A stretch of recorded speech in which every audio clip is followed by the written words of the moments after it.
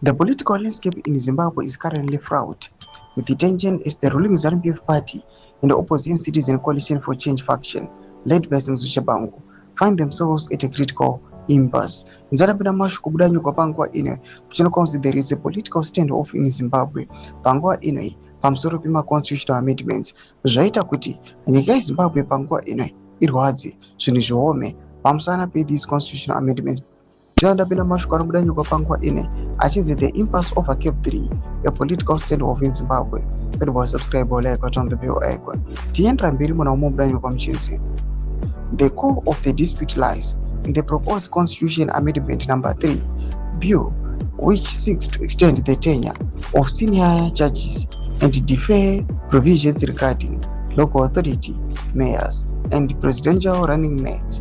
While the bill successfully passed the National Assembly with the crucial support of CHABANGU's 34 legislators, its fate in the Senate is now uncertain, creating a high-stakes political confrontation.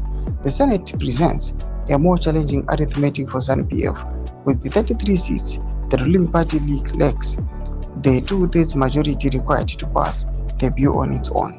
The opposition holds 26 elected seats, and the upper house also includes 18 traditional chiefs and 2 senators for persons with disabilities, meaning a total of 54 votes are needed for the bill to succeed.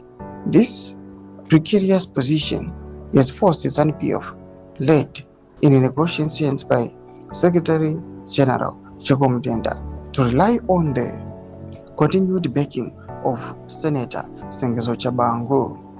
Ndoma developments anokuda pangwa ine anokonzi the outcome has been seen yesterday. Panokonzi the victory our more Senate tiona kuti this CAB3 yonokwa konzi it secured 95% of my votes. They supported the constitutional amendment bill. Kunokonza only 4 are the only ones who voted against it. Bodze mafunguro enyuma kuti kudipa msere page 2 comment section medu. So subscribe or like, continue to turn the bell icon.